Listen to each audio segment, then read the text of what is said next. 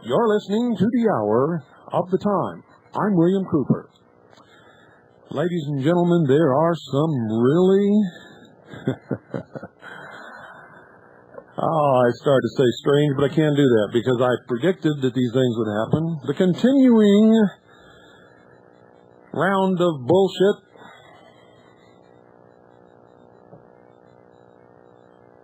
I guess, is never going to end until they get the guns out of the hands of all American citizens and they have everybody that they consider politically incorrect or followers of the founders, or however you want to put it, behind bars someplace. I got to tell you, this is incredible. The media has discredited itself again. Oh man, these little tin horn 2-bit puppets that work for the communist news networks are beyond salvation. They've gone beyond airhead. They now qualify for no head whatsoever. Come on, Joe. Get over here by the tracks. Hurry. Here, keep pulling those spikes out. I'll teach that railroad to fire me. The freight train's coming through in 10 minutes. What'd you say your name was? Foxman? Don't call me Foxman. Well, what's your name then? Call me Abe. All right, Abe. Come on, let's get out of here. Somebody's coming.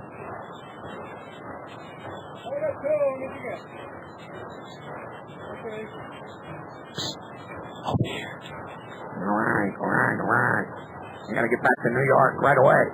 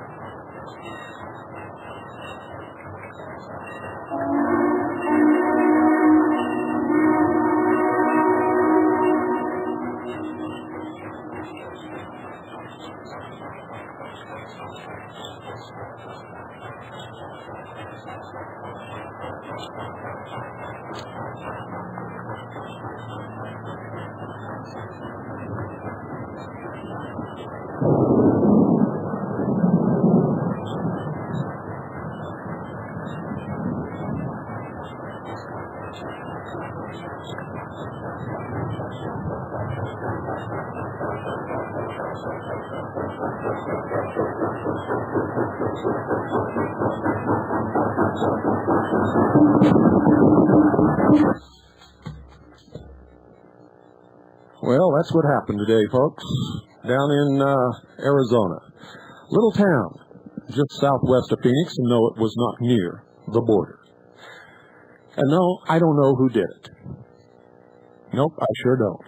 But I'll tell you this. Nobody else in this world does either, and my little scenario is just as good as what you heard on the news today. In fact, it's probably 5,000 times more accurate. And in any case, it's more truthful. I don't know what the name of the guys were. And I was just, play acting here.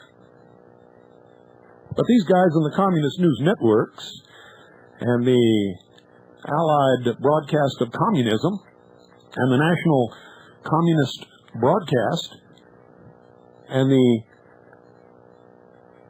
communist broadcasting system are just a pack of nitwit, puppeteer, parrot liars. That's a fact. Now, let me sort of brush you up just in case you weren't paying attention today. And you know, that's possible. That is really possible, ladies and gentlemen. Where am I here? Where's my thing? Oh, here we go. From KFOR, Channel 4 News in Oklahoma City. And this is from our Oklahoma people, by the way, which are always on the ball. Kevin Ogle, the co-anchor, says this. There's one reported dead and at least 78 others hurting today from a train derailment of an Amtrak passenger train in southwest Arizona. Several of the cars plunged off a wooden bridge into a dry ravine. After a day-long investigation, law enforcement authorities have come to the conclusion that domestic terrorists sabotaged the rail lines. The group responsible? The county sheriff in Arizona thinks it's a group calling itself, quote, the Sons of the Gestapo, end quote. Well, I got to tell you, these New World Order boys are not very imaginative at all.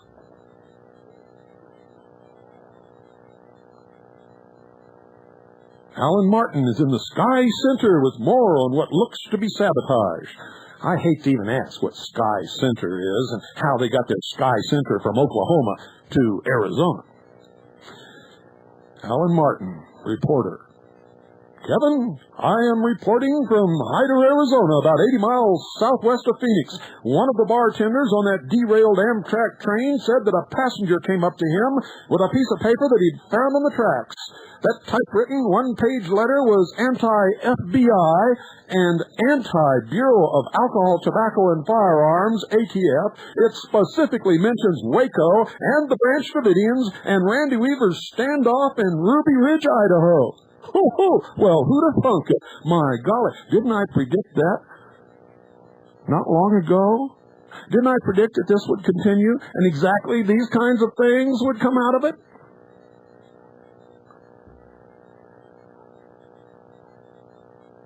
Some other evidence found on the tracks included this. Red electrical wire. Yes, sir. Connected the rails together. Sources say the wire bypassed the computer alarm system, which tells the train queue there is a break in the tracks. And 29 spikes, count them, 29, 1, 2, 3, 4, 5, 6, 7, 8, 9, 10, 11, 12, 13, 14, 15, 16, 17, 18, 19, 20, 21, 22, 23, 24, 25, 26, 27, 28, 29 spikes were pulled from a 19-foot section of the track.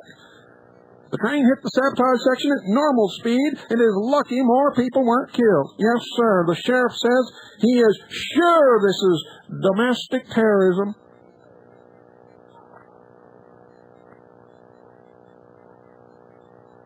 Joe R. Powell, the county sheriff, says they sort of separated the tracks and put a wire between the tracks to not alert the computerized system. This was an outtake. Thomas M. Downs, Amtrak president.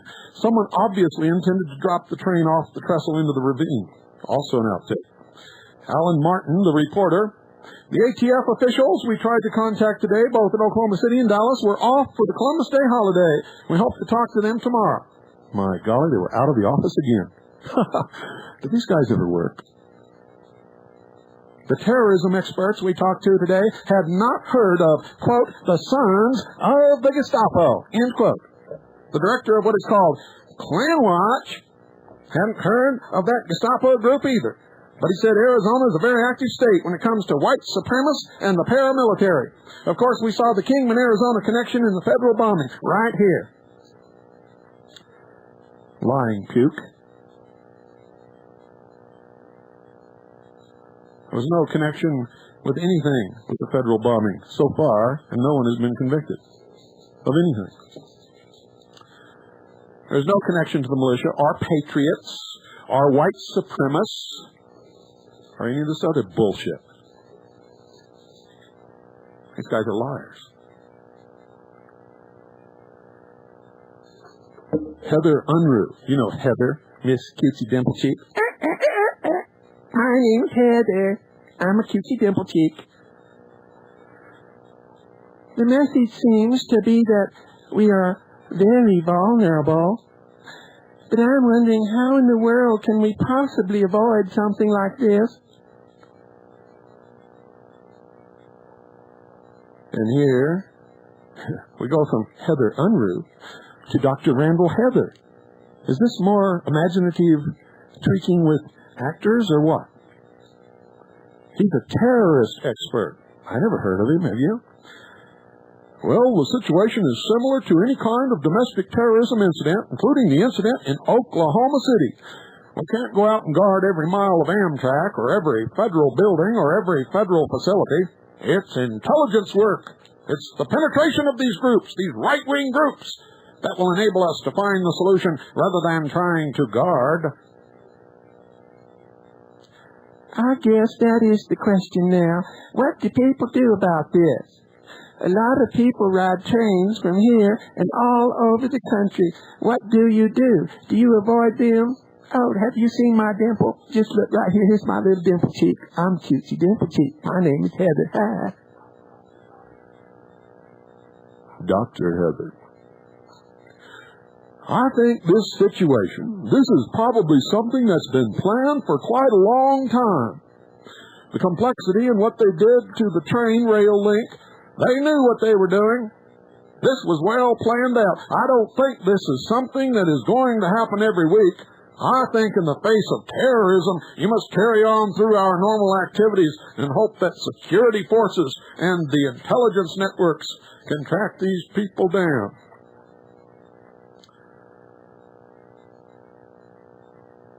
When we talk about domestic terrorism, can you explain the differences and the similarities between this and the Oklahoma City bombing?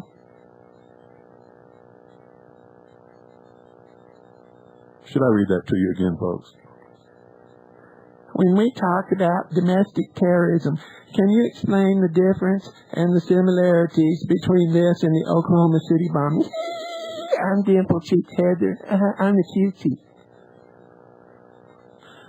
I think it's similar in terms of the note left by the train tracks talking about the ATF and the federal government. So this seems to be one of those anti-federal government groups, these extreme right-wing groups. They may have taken the initiative, seeing the Oklahoma City bombing, saying, well, we can do this too. We can strike at the federal government. This is a very important change, however. The strategy may be the same, attacking the government, but with lots of people around, lots of witnesses, lots of policemen. In Oklahoma City, they attacked a large building in a built-up area. In this case, they're out in the desert. There will be virtually no witnesses and probably very little evidence of who did it. And it's a very important change in tactics from what happened in Oklahoma City. Have you heard of this group? The Sons of the Gestapo. Oh, I'm scared. Oh, I'm little Heather Dimple Cheek and I'm scared. Oh, the Sons of the Gestapo. I think this is probably just a throwaway name that they have made up for the attack. The databases have been checked by the FBI and other police groups, and this group has not come up before in the past. It has no history. Dr. Randall Heather, thank you for joining us in our newsroom tonight. I'm Heather Unruh. Cheeky Dimple Cheek.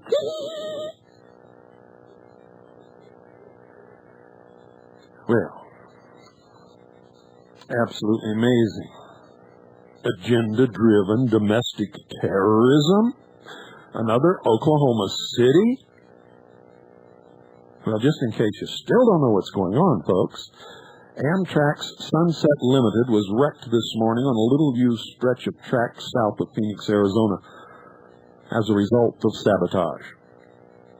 It was not high-tech sabotage. It wasn't even sophisticated. They pulled some spikes out of the track, pulled the track over, attached a wire between the two broken pieces so that it wouldn't flag the signal and stop the train, and that's all there was to it. You had to know something about the railroad and how the signals work and how the emergency system works. So it probably is somebody who works for the railroad who got fired or is angry at their boss or something like that. I really don't know. But Joe Blow, average citizen and white supremacists don't know how to do that, even though it was a simple thing to do. They would have never known to rig the wire. Somebody knew what they were doing, knew a lot about the railroad. Probably a disgruntled employee.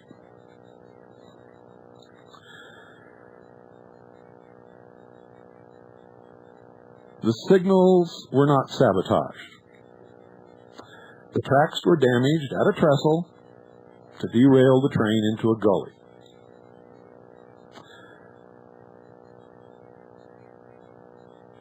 It's very revealing, folks, because it turns out the train tracks are electrified, so broken tracks will turn signals red. So whoever did this just attached a wire between the two tracks that they pulled apart before they pulled them apart to keep the signals from turning red. Also, this stretch of track is one of the least used in the nation's railroad system. 18 hours had elapsed since the last train ran over the tracks, and whoever did it may not have even known that it was going to be a passenger train. It was reported by the Maricopa County Sheriff, they say, this is what you've been hearing on the national news, that 2 notes were found at the scene of the wreck. But I got to tell you something, folks. I called them, talked to them personally. You know what they said? They said they never found any notes, period. No one claims any credit for the train wreck, let alone a group called Sons of the Gestapo. It's a lie. Never happened, never occurred. There were no notes. Nobody claimed credit. There is no Sons of the Gestapo, and never has been, never was been, and never will be, except in the imagination of people like the ADL. The FBI has taken charge of the investigation. Also talked to them. And they say there are no Sons of the Gestapo, there were no notes found, and nobody has taken credit. There was no letter written to the president of the railroad. None of the stuff that you heard on the communist news networks was true. They made it up out of whole cloth. It is a barefaced lie. They have discredited themselves again. They are puppets, parrots, lying scum. And I don't think anybody ought to let them get away with it. People should be calling 24 hours a day. CNN, ABC, CBS, every station that reported this lie, and you should be ramming it down their throat. Tell them you're never going to listen to their news again. You're sick and tired of their anti-American socialist bullshit, and you're never, ever going to turn to that channel and watch it again. Tell them they are un-American. And if they really want to go somewhere where they're appreciated, there's still one communist country left in the world. It's called Cuba.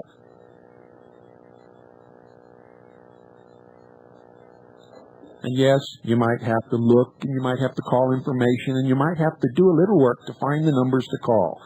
But I think it's about time you did, don't you?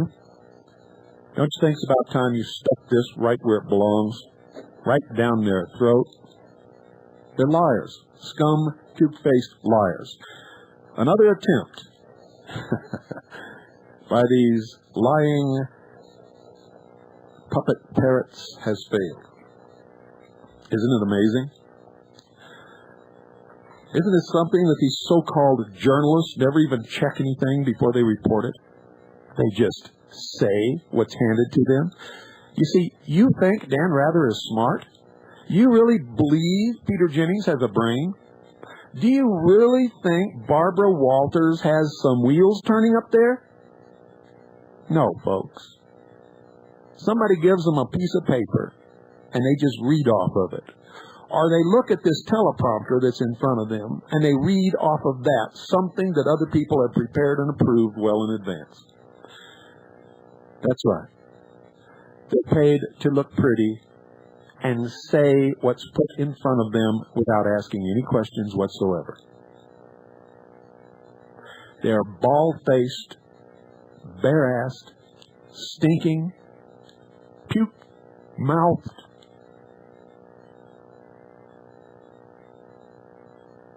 puppet parrot liars. And you can tell them I said so. It won't surprise them, because I've already done it. And I will continue to do it. And I just did it again, didn't I? Now, I'm very happy because a lot of people could have really been killed today.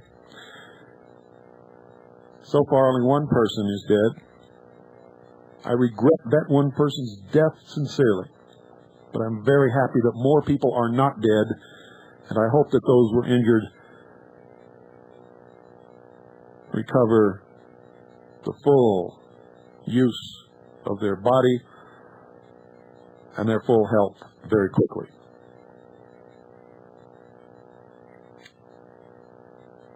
And it's a shame we can't sue these liars in the media, because they need to be sued. They need to be raked across the coals. And here's another thing. Did you miss the last UN flag raising and wish you'd been there to make a difference? Well, here's your chance, folks. In Lansing, Michigan, Tuesday, October the 24th at 10 a.m. at the City Hall building directly across from the Capitol building in downtown Lansing, the mayor is planning to raise the United Nations flag. And he says if protesters show up, he's going to use gas. So, folks, here's what we're asking you to do. Go to Lansing, Michigan. Be there Tuesday, October 24th at 10 a.m. Take your gas mask. Take all the gear that you've been getting ready and test it out. And if the mayor uses gas, just calmly in the midst of the gas storm, walk up, pull that stinking, traitorous flag down, stomp it into the dust, and then burn it. That's right. And tell them you heard it on the hour of the time. But don't hurt any person. Do not hurt any person. Period. You can also tell them I said that. And let me see what else we have here. Because I do have something else. Oh, here it is. Oh, yes. Oh, yes, oh, yes, oh, yes. There's a guy named Ray Lampley. Ray Lampley thought he was going to get away with something. He forged this letter on White House stationery, which he obviously copied off of some internet forum somewhere. And I'm going to read it to you. It has the White House seal. It says the White House, Washington, September 25th, 1995. To the Honorable Arlen Specter, United States Senate, Hart Building, Room 530, Washington, D.C., 20515. Dear Senator Specter, the administration is quietly looking into the feasibility of enforcing Executive Order 10998 to control the stockpiling of foods by survivalists, patriots, militias, and others who have anticipated the shortages we anticipate will soon develop. Due to the impact it is now having upon the present stock level of the national food supply, this will involve confiscation of food supplies beyond a 30-day supply, arrest or removal of those who are stockpiling. This action by these Christian, Mormon, and other cult groups is producing substantial food shortages across the nation. Your input as a member of the Senate Intelligence Committee is respectfully solicited. Sincerely, signed, Bill Clinton. Well, this is a fake, folks. It's a fraud, and it's a forgery. And this guy, this little twit named Ray Lampley, did it. Now, I'm not going to tell you what's wrong with this letter, or how I knew the first second that I laid eyes on it that it was a fake. And it's not just one thing, it's several things. But I did. And I put the word out over the internet, and also to Linda Thompson, who also put the word out, who had also done some checking. And let me tell you about this guy, Ray Lampley. He signs his posts in Yahshua's name, Ray Lampley, prophet of the Most High God. Well, Ray Lampley, you're not a prophet of the Most High God or anything else. You're a silly little twit who got caught forging, faking a government document and forging the signature of the President of the United States, and I hope you go to jail for it.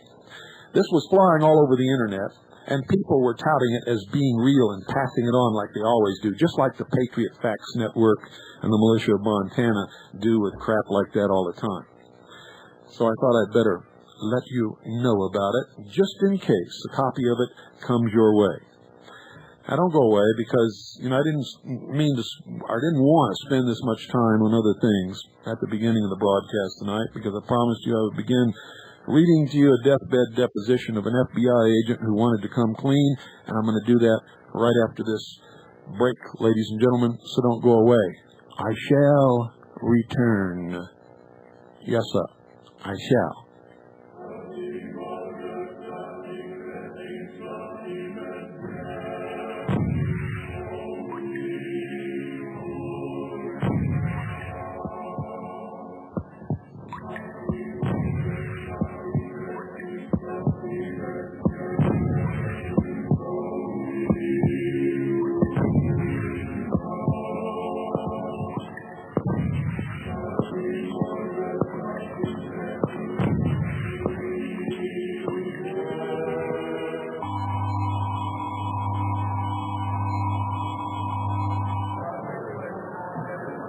Center of the People's Temple was, in reality, a mass mind control experiment conducted by the CIA as a follow-up to something called MK Ultra.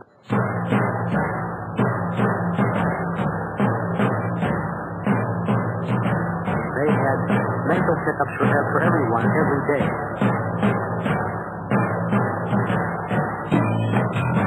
CIA plan to take over the world's judicial and political system through mind control by the year 2000.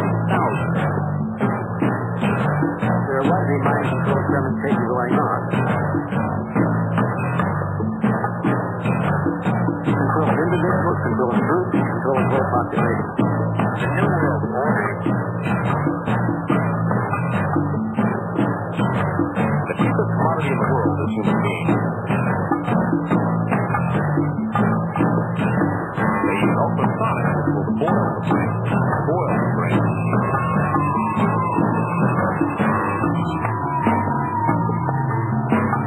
The electrical patterns which give you memory are scrambled. RHIP. Radio hypnotic intracerebral control. Electronic dissolution of memory. EDOM. By the way, folks, all the music during tonight's broadcast is taken from an album called This Island Earth, done by my friend Mark 9. I like his music. I like his, I like the way he weaves all this stuff together to help educate people who only listen to music. The Hour of the Time, folks, is brought to you by Swiss America Trading. They are our friends. They have been backing this broadcast going on, I guess, about 3 years now. And they've stuck through thick or thin. They deal in non-confiscatable, non-reportable hard assets. That is, non-confiscatable and non-reportable now. But I don't believe that's going to last at all. You see, what I think is going to happen is, in order to gain total control of the economy and enslave everybody in a system of never-ending cashless debt chained to a computer,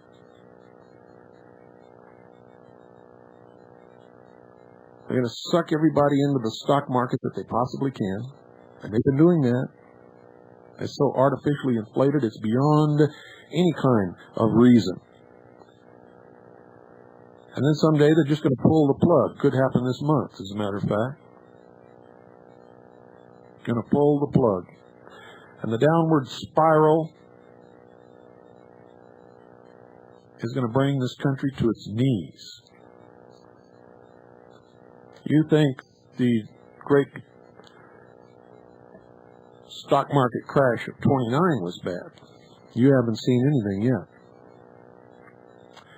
And as people try to bail out of stocks and try to put their money into the rapidly rising gold and silver, which is what happens when stock markets crash. Gold and silver goes through the roof. They will pull all the gold and silver that they've been hoarding in their vaults throughout history and flood the market with it. Gold and silver prices will drop to literally nothing, and all the stupid fools will sell everything they've got. Stocks, bonds, silver, gold, everything. All they'll be left with is their debt paper on their house, their car, their washing machine, their refrigerator, their freezer, their kids, everything. In other words, they're going to be up the creek without the proverbial paddle. And they're not going to get back down. Those who are smart will hold on to their gold and silver, because the big boys that flooded the market when the price goes down to nothing will buy it all back.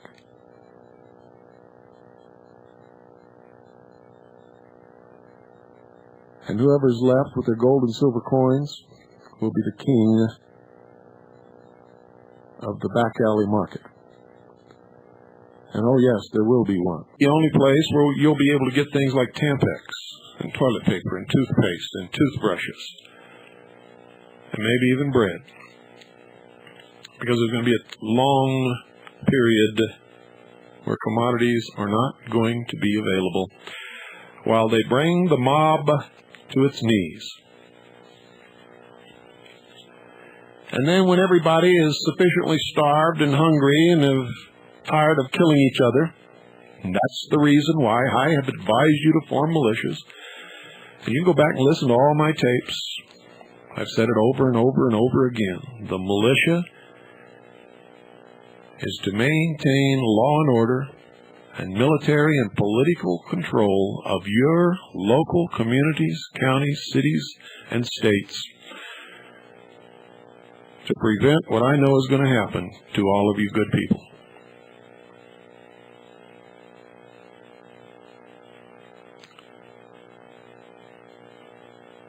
You see, this whole country is going to come apart. People are going to rob from each other and kill for a can of beans.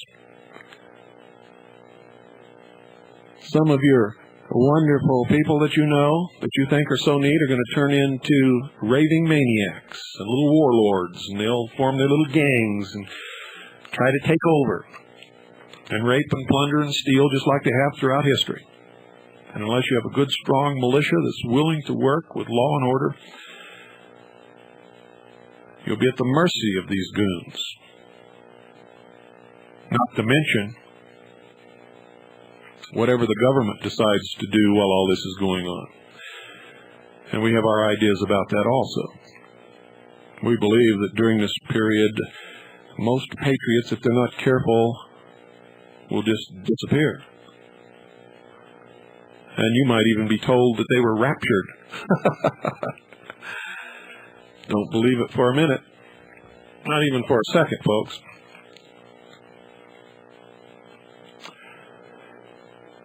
So if you want to protect yourself, you need to do several things. You need to stock lots of water, lots of food.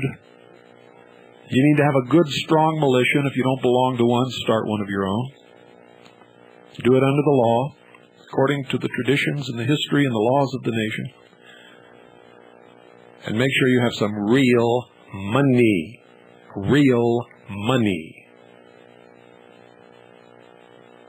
Now, don't write me and say I left something out. I didn't leave anything out. Nothing whatsoever. If you join the militia, you know what you got to have to belong there. And this ain't no religious program, folks. So if you belong to a religion, it's up to you to decide how you're going to provide for your spiritual health. It's not up to me to tell you.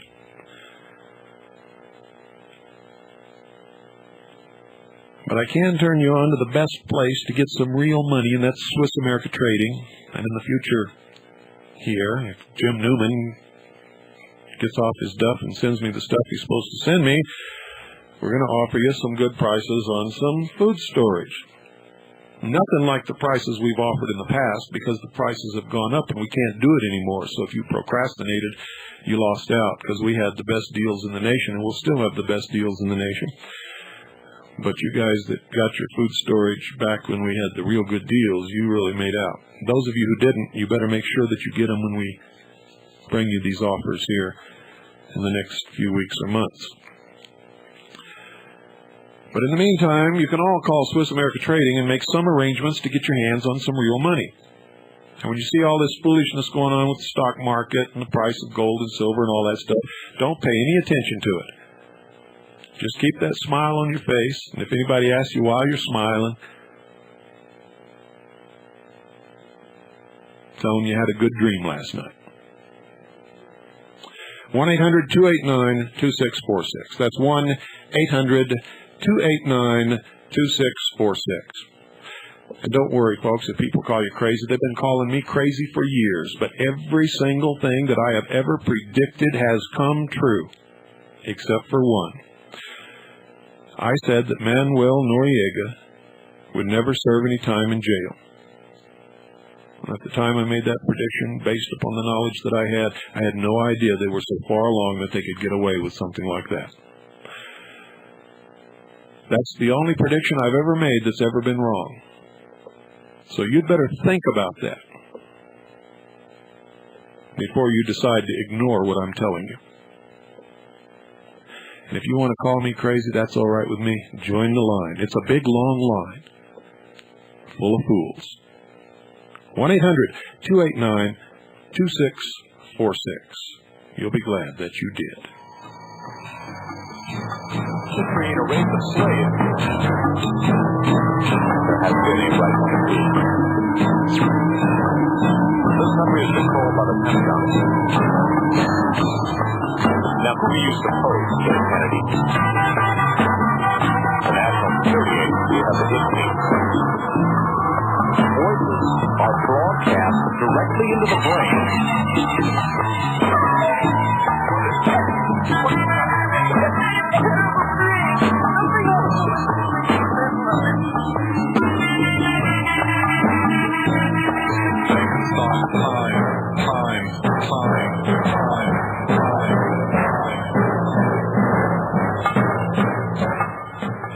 Ladies and gentlemen, what I'm going to read to you is the deposition of an FBI agent, retired, who knew he was going to pass away very quickly.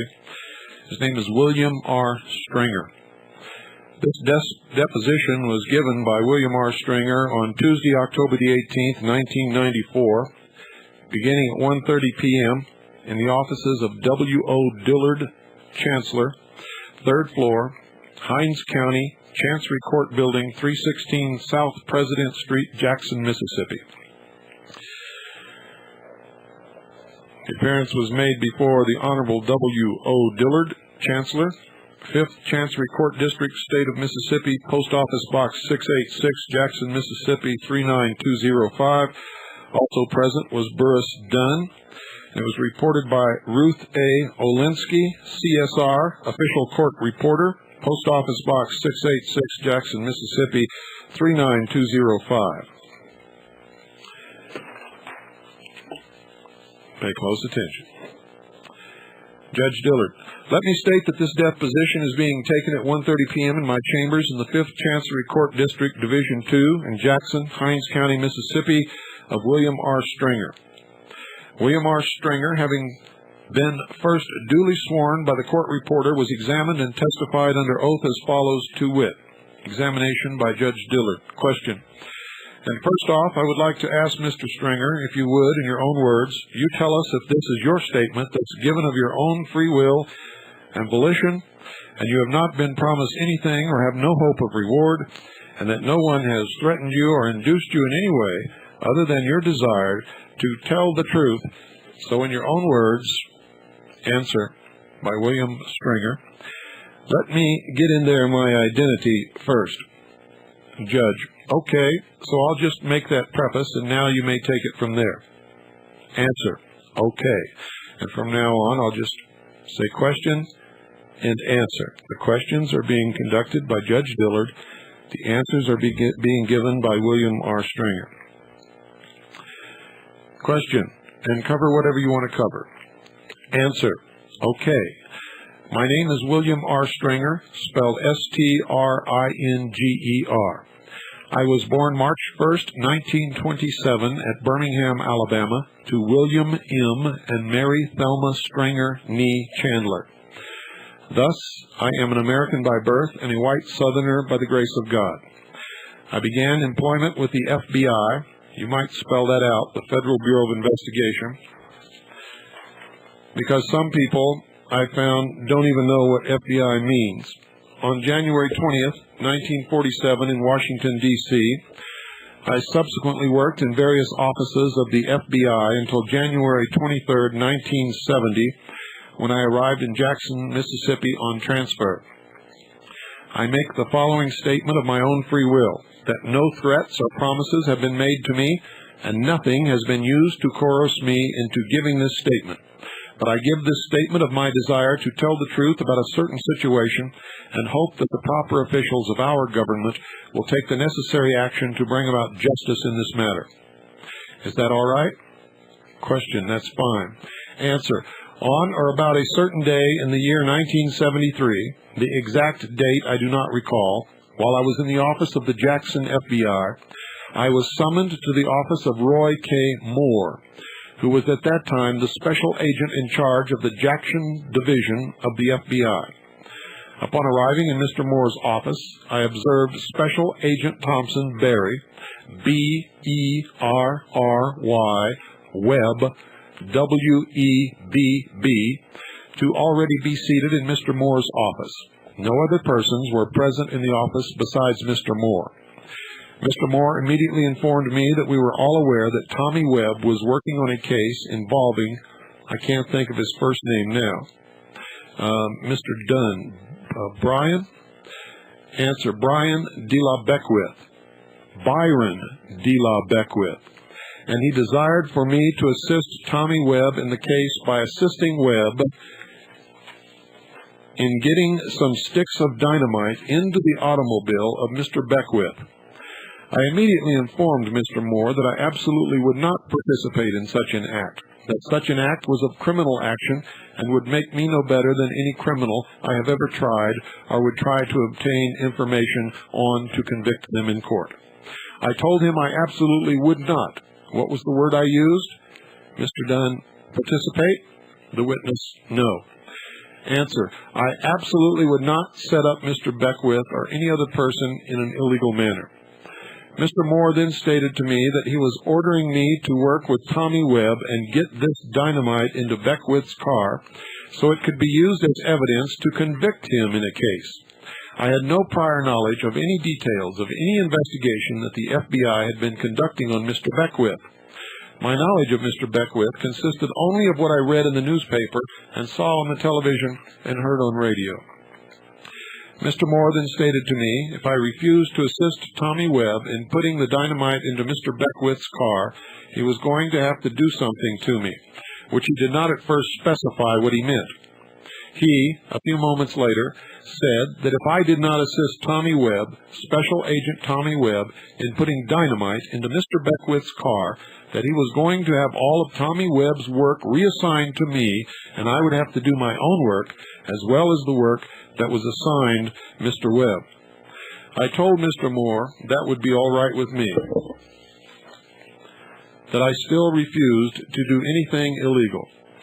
I thereupon left Mr. Moore's office, and within a few days I started getting cases reassigned to me, which had previously been assigned to Special Agent Tommy Webb. I worked these cases, never complained to anyone about it. And shortly thereafter, Tommy Webb started coming to my desk frequently and sitting in the chair at the desk next to my desk and informing me of the progress of his attempt to put dynamite in Mr. Beckwith's car. I told Special Agent Tommy Webb that I didn't even desire to hear anything about what he was doing because I thought it was not only illegal, but it was a black spot on the history of the FBI as far as I was concerned, when one of its agents would illegally frame a person in the manner in which he intended to do. This did not stop Tommy Webb from coming to my desk on a frequent basis and informing me of his attempts to get the dynamite into Mr. Beckwith's automobile. In fact, on one occasion, Special Agent Tommy Webb informed me that he had obtained the dynamite by purchasing it at the Dixie Dynamite Company. which was at that time located on Northside Drive across the street from the Mississippi Power and Light Company substation. He informed me that he told the lady in the Dixie Dynamite Company office, in making application for the explosive, that he intended to use the dynamite to blow up stumps on his mother's farm in Rankin County, Mississippi. He stated, however, that that was the dynamite he was trying to get into Mr. Beckwith's automobile. This went on for some time, probably several months. I did not make any notes on what Mr. Webb said or take any notes on the date and times that I talked with him. However, on a certain day, several months after Roy K. Moore ordered me to assist Special Agent Tommy Webb in putting dynamite into Mr. Beckwith's automobile, I heard quite a bit of activity on my car radio, which I knew to be Special Agent Tommy Webb talking to the dispatcher of our radio in the office and telling her that he was then, at that time, working on the Beckwith case and would be in touch with her from time to time. I made no attempt to monitor any of the conversation that Special Agent Webb had later with the dispatcher, but continued to work on the matters which had been assigned to me.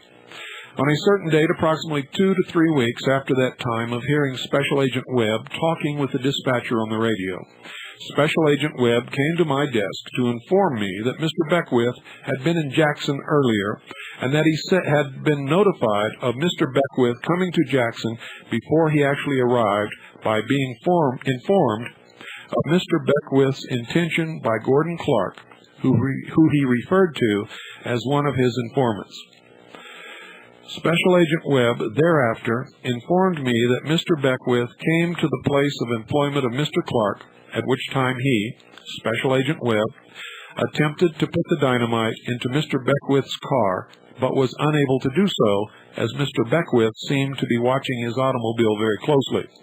He stated that thereafter Gordon Clark informed him that he had called L.E. Matthews of Florence, Mississippi, who was another supposedly FBI informant, and that Mr. Matthews did show up at Mr. Clark's place of employment. According to Special Agent Webb, Mr. Clark, Mr. Matthews, and Mr. Beckwith all went to lunch at the Mayflower Cafe on Capitol Street in Jackson, Mississippi. While they were in the Mayflower Cafe, Special Agent Webb stated that he used a key to Mr. Beckwith's car, which he had previously obtained, and entered Mr. Beckwith's car, which was on a street off Capitol Street beside the Mayflower Cafe, at which time he placed several sticks of dynamite, an alarm clock, and a battery on the floor of Mr. Beckwith's automobile behind the driver's seat.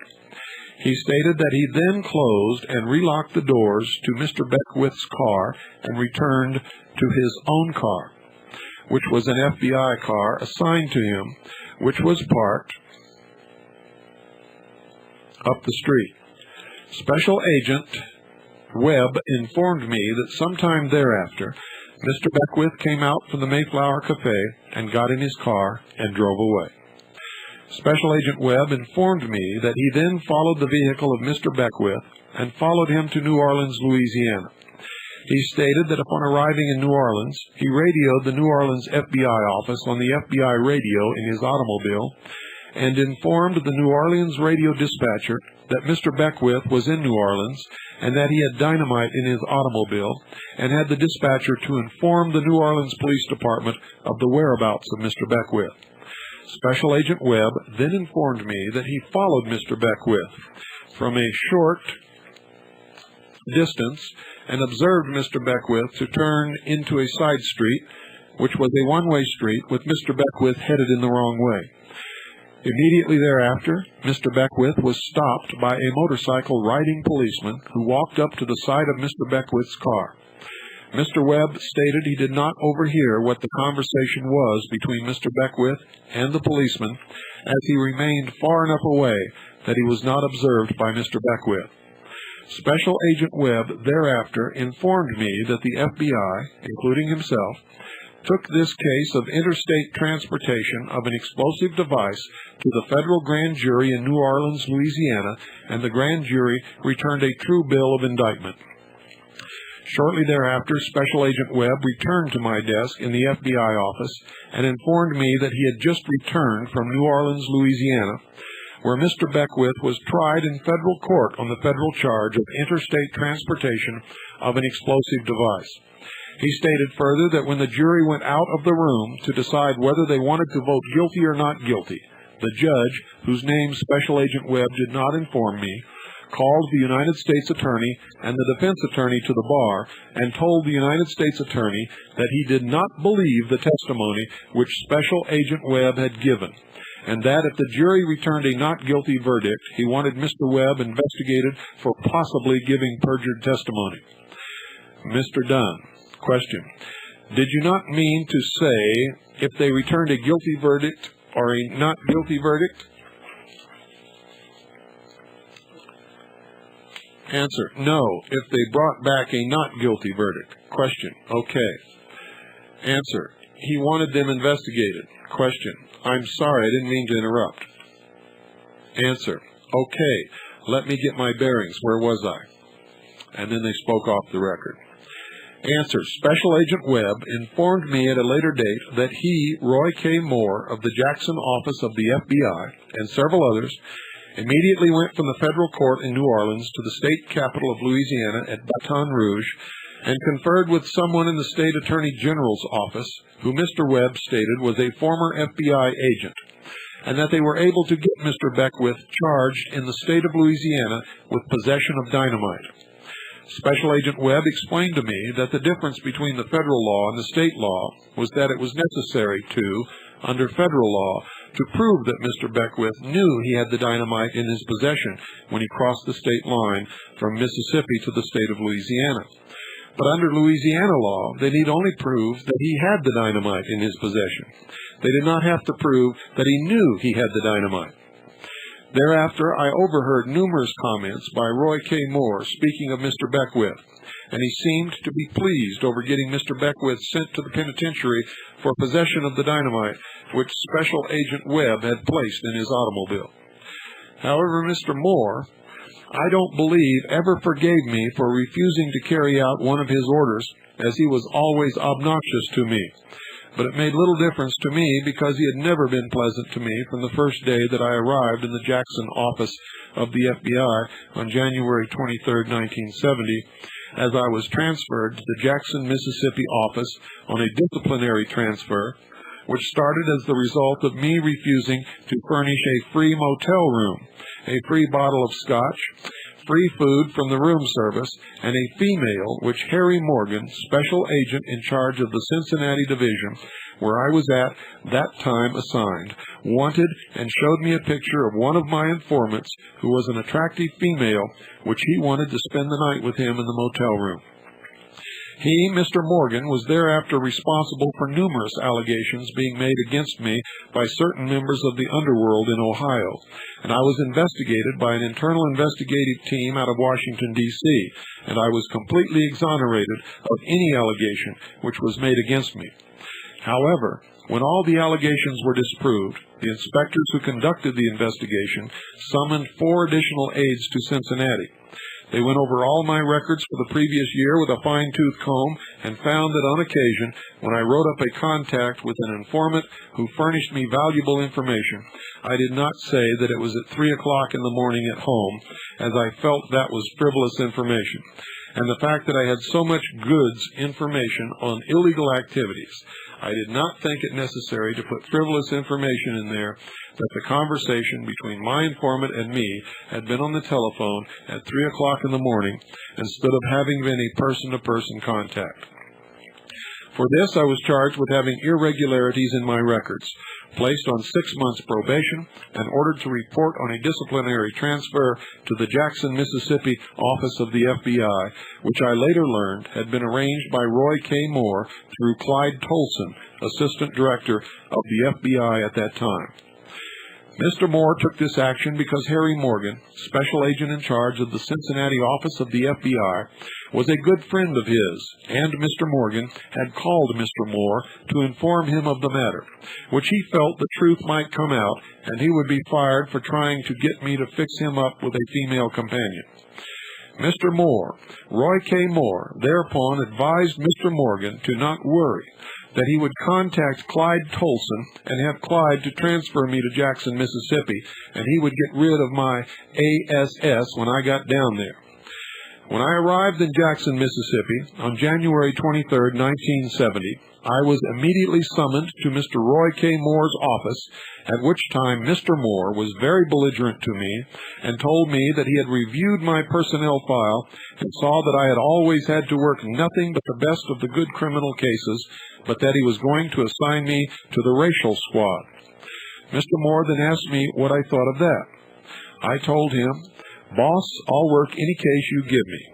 He then advised me that he was not assigning me a vehicle, but that in order to do my work, I was going to have to borrow a vehicle from another agent who was not going to be using his. On or about a certain day in May of 1970, Roy K. Moore had summoned me to his office to tell me that he was mistaken about me, that I was not belligerent and anti-FBI like he was told that I was, and that he was going to have a car assigned to me, and he was also going to have me released from the status of probation. I later learned from Mr. Jim Ingram, who was my supervisor at the time, that the reason Mr. Moore took the action of giving me an automobile and getting me off of probation was that he had learned that I was arresting more fugitives than all the other agents in the office combined. Mr. Ingram stated the Jackson office was lucky to have me, as I was the best qualified special agent that had ever been assigned to the Jackson office of the FBI. That's about the end of it, unless you can think of something else. Question. Okay, let me just ask you a couple of questions then. You have your friend Burris Dunn. Is he your friend, neighbor, or what? Mr. Dunn, I didn't think I'd ever have an FBI agent as a friend. Answer, we're friends. Question, and he has assigned you to get up here to my office and explain for the record now why it was so difficult for you to get here and the status of your health at this time, which I think you had mentioned to me is why you wanted to set the record straight on some of this stuff. Answer, okay, let's start a new paragraph. You want this in the same statement? Question, yeah, I think. Answer, okay, new paragraph. Okay, let's see. Today is the 19th, isn't it?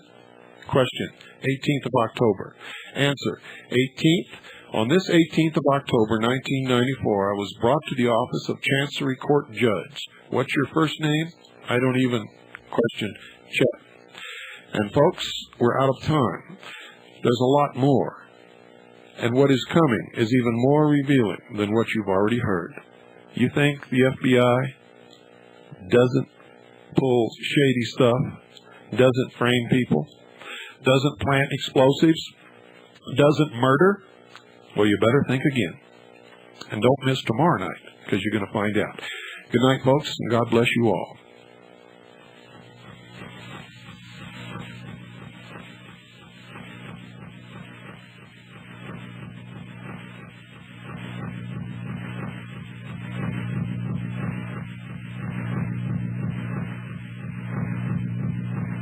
I just want to do God's will. And He's allowed me to go up this mountain. I've looked over. I've seen the promised land. I may not get there with them, but I want you to know tonight that we as a people will get to the promised land.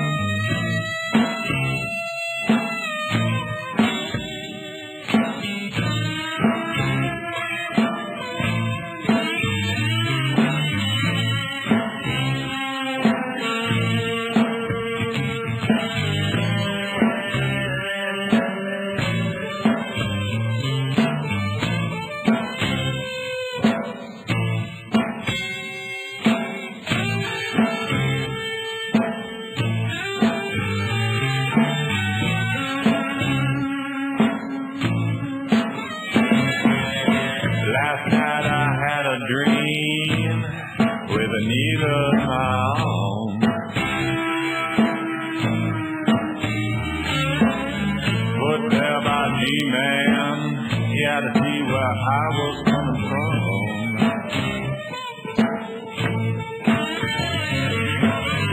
Television news makes me laugh right out loud.